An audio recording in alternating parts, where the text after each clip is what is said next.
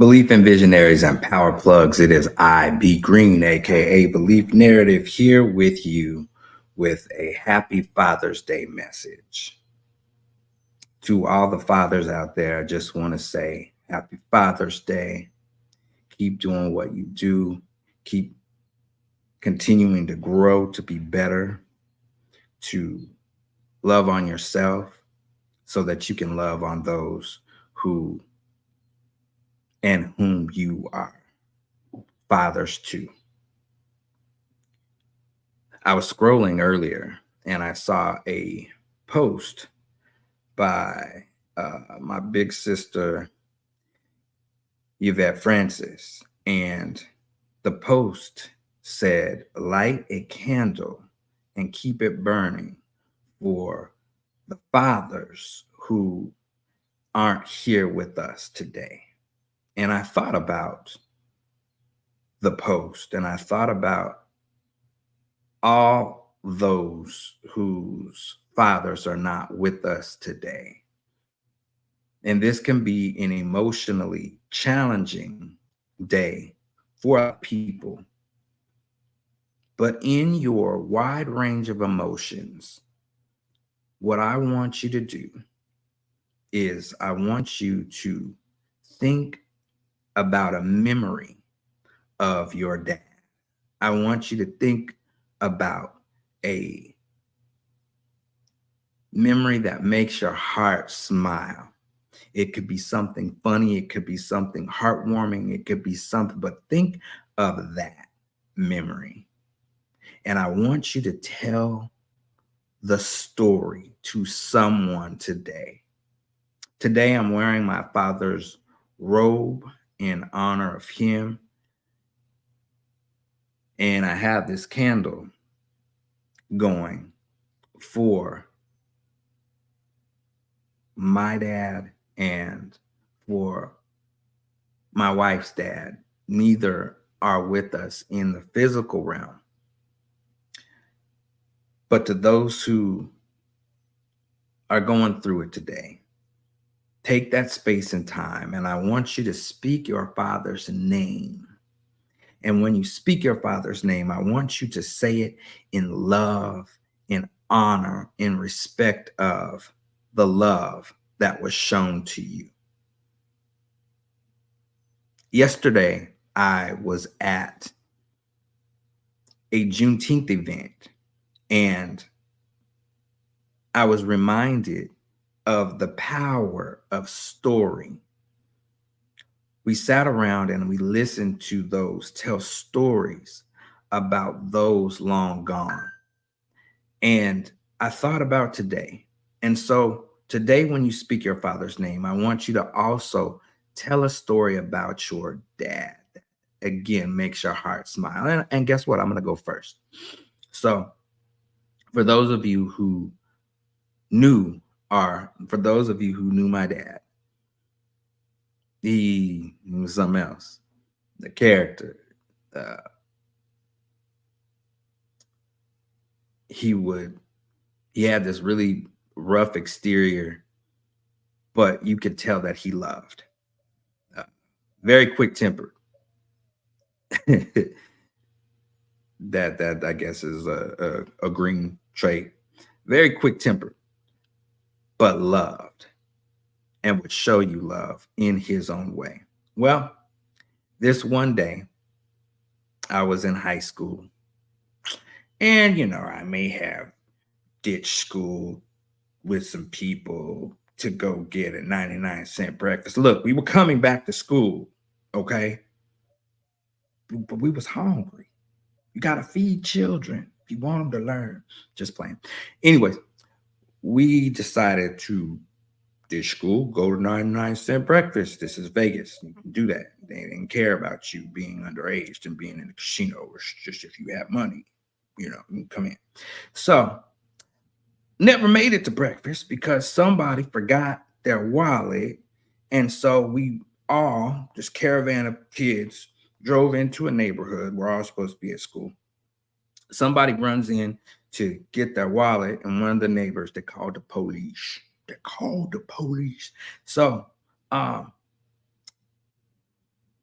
Most of the people got away. But the car that I was in, the person who was the driver, uh, oh, everybody jumped in the car to try to leave, but the person in front of us and the person behind us had jumped in the car with other people and took off. So we were stuck. Really, how that work out? Yeah. Anyways, we got taken back to school. Parents got called, and my mom came to the school to get me. Lord. So I remember sitting there sweating bullets, and some kid I don't even know ran by and was like, dude, your mom's here. How do you know that's my mom? I'm like, wow. So mom comes in, and she's hot as fish grease, dragging me out to school by my arm, talking about how she never had to deal with any of this with her other children, even though she did with one. We're not going to talk about that. So we get home, and she says those words, wait till your father gets home.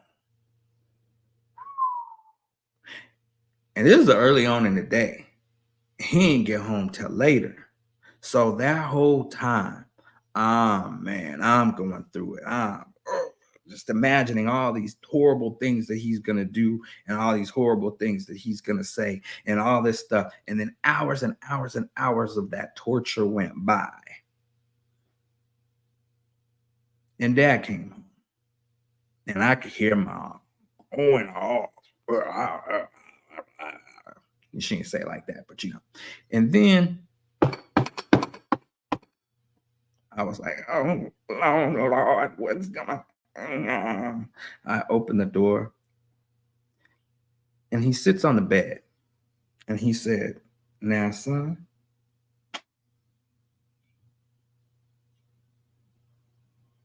and he just sat there and he looked at me. And I was like, here it comes. And he does the opposite of everything that I thought he was going to do. He said, by all intents and purposes, I should really bust you up. But I can see that there's nothing that I can do to you that you have not already done to yourself. He said, look at you, shaking and carrying on and that. He was like, you have tortured yourself, and I'm tired. He said, I want you to know that you're a good kid. In this world of everything that's going on, I need you to know that you're a good kid, but I need you to use this up here. Think, be smart, don't do stupid stuff. I'm going to give you this pass this one time, but stop doing stupid stuff. And thank you for what I have to now go and deal with. Thank you. Now I'm going to go and get my piece and fix this situation. You fix yourself up, and you remember to just do smart things. He gave me a hug. He got up and he left. And I was like, what just happened? Everything that I thought he was going to do, he didn't do. And I had such a love and respect and admiration for what he told me that day. The mental anguish that I put myself through, he couldn't do anything else more than that. And that became a lesson to me. So happy Father's Day to all fathers out there, and to those of us who are dealing with the physical loss of your dad today. I want you to tell a story about your father today. And I want you to speak their name with love, honor, admiration, and respect. Keep their stories alive.